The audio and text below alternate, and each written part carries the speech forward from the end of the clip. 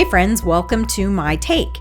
Each month I'll be hopping back into your podcast feed to share my take on the 2 Aromatic Chat episodes that were released earlier in the month.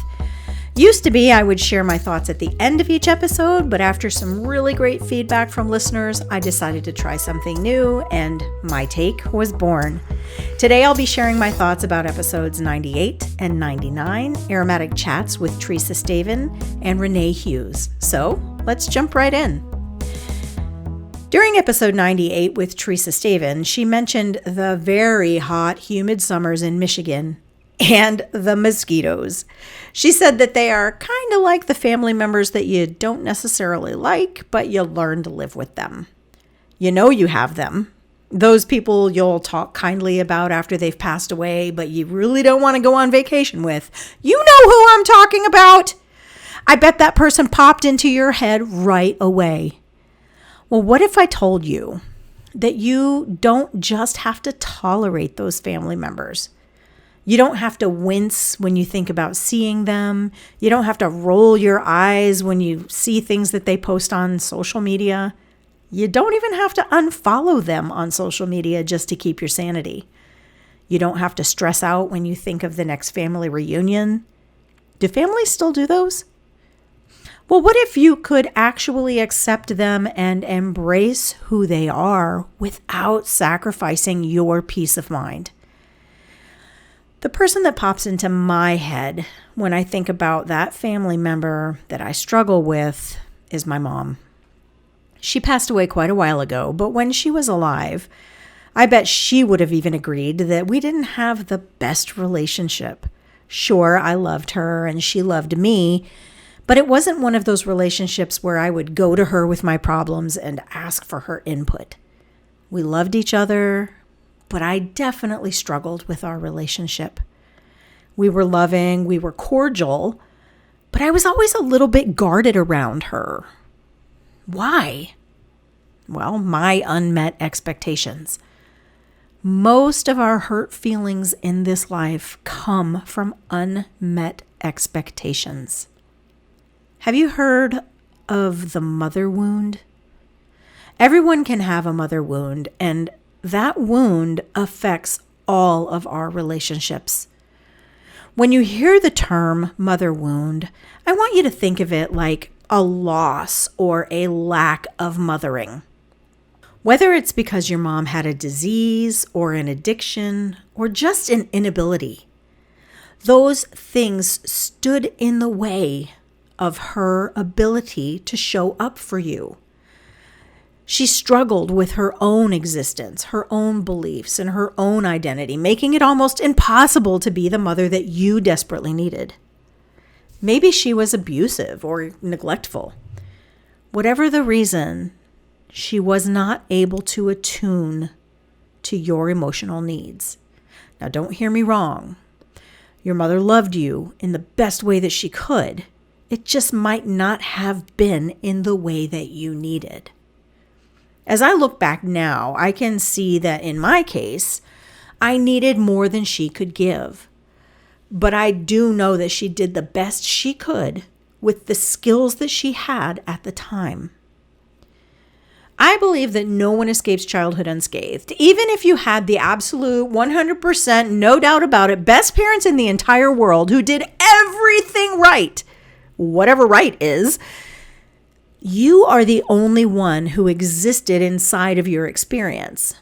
You developed your own ideas, your own habits, your own beliefs, your own identities.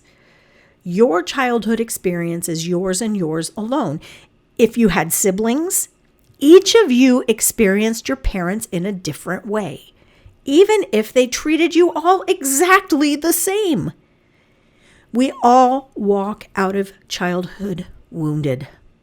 All of us as parents fail in one way or another. Maybe your mom wasn't as in tune with your needs as a child, which left you desperate for affection. Maybe your dad wasn't present because of his job, which left you wondering, am I enough? Maybe your place in the birth order of your siblings left you feeling alone and feeling left out, leaving you believing that you don't matter. There are so many impaired beliefs that we bring with us into adulthood. My mom was raised by an alcoholic World War II veteran. I can only imagine the beliefs that she held on to about herself and the identity that she believed was hers. Imagine how that experience would wound a sensitive little girl and the beliefs that she would bring into her own parenting journey. Coming to a place where I could have a relationship with my mom did not happen overnight, and I didn't have anyone to help me arrive at the understanding that I have now. That's one of the great things about a life coach. I reach my hand back to you and help you climb over the difficult areas of your life. I'm here so that you don't have to do it alone, like I did. Now, here's the pivotal moment in my relationship with my mom. There was one time as I was getting ready to drive from Texas to Florida to visit my parents, and I was so agitated. I was really struggling to get on the road. I had everything loaded in the car, but just couldn't seem to get in the driver's seat. Was I dreading the 20-hour drive? Probably. Was I anxious about my old car making it? More than likely. But what was really going on? What was the root issue preventing me from getting on the road? I had to take a step back and evaluate what was boiling up inside of me. And it was at that moment that I made a decision. I realized I had been holding on to all of the expectations that I had of my mom, all of the ones from my childhood, all the way up until that moment. I was holding tightly to everything I thought she should be and all the ways that I was hurt as a result of her not meeting those expectations. In that moment, I decided to accept her. I chose to accept her exactly as she was, instead of continuing to wish that she was somehow more than she could be with all of her limiting beliefs. In that moment, everything changed for me. I no longer looked to her for the things that she just could not give me. Instead, I looked at her for who she was. And God gave me a vision that forever changed me and how I interact with the people in my life. I was able to see for the first time the wounded child inside of my mom. And as a result of that vision, compassion began to grow in me. From that day forward, anytime I visited with my mom, the stress was gone. The stress of those unmet expectations. And God has allowed that gift to continue growing inside of me.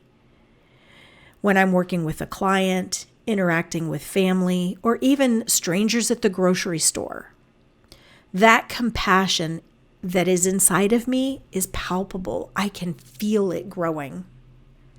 So what if you could embrace those family members that have left you wounded? Would you want to?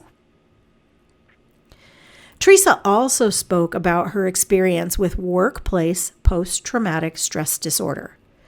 And PTSD is a topic that is dear to my heart. Now, as a coach, working with people who are struggling to get through their lives, PTSD is something that is sometimes evident in their experience. Whenever I see it pop up, I always recommend that they seek counseling from a licensed therapist.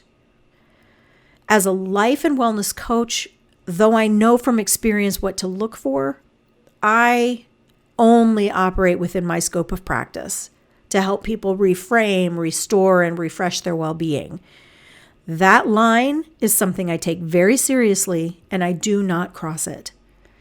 Life coaching and therapy are similar in that we both help our clients let go of the past so they can move into their futures unhindered and with peace and power. Coaching and therapy are not the same. And when I see something that falls outside of my scope of practice, I always encourage my clients to seek out the care that they need. One of the areas that I work with my clients is regarding those limiting beliefs. And in episode 99, Renee Hughes spoke about the beliefs that have holistic practitioners failing in their businesses. Those beliefs that hold them back and keep them stuck in the same old patterns. And I know you've heard this before. What is the definition of insanity? Everybody repeat it with me. Doing the same thing over and over and expecting a different result. This is my jam. This is actually one of my superpowers. I help people overcome, reframe, and update those old beliefs that have them believing things about themselves that do not help them achieve their goals.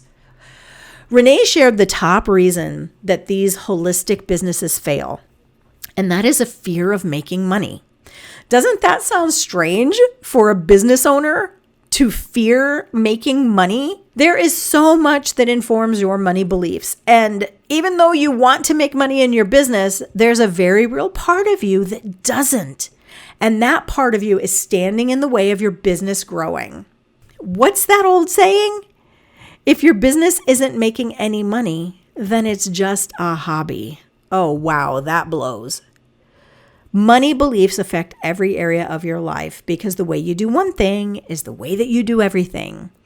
If your old money beliefs are preventing your business bank account from growing, those money beliefs are also holding back your personal bank account. Taking the time to either let go of or reframe those beliefs is worth the time. If the message your brain is broadcasting to the world is one that you are afraid to make a living, of earning money that you need to survive, then that is the experience that you will have in this life.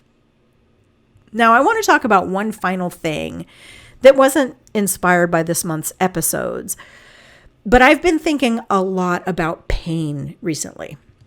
Mostly because my body has been experiencing an exacerbation of an old injury and it's showing up in new ways. The pain that you feel in your body is like a smoke alarm. It lets you know that something is wrong. It tells you that there is something that needs to be addressed.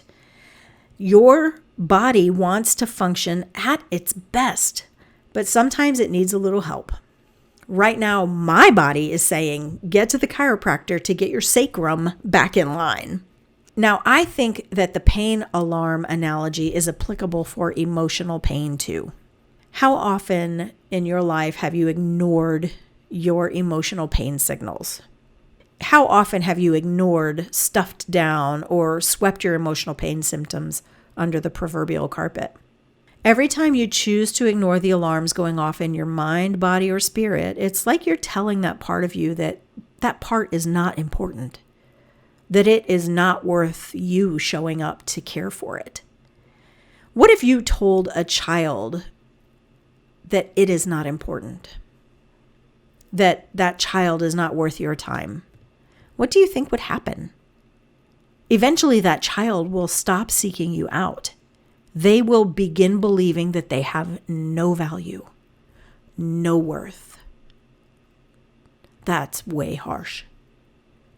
You do that to yourself when you ignore your emotional pain. You have a critical role to play in this world. You are the only you that will ever exist.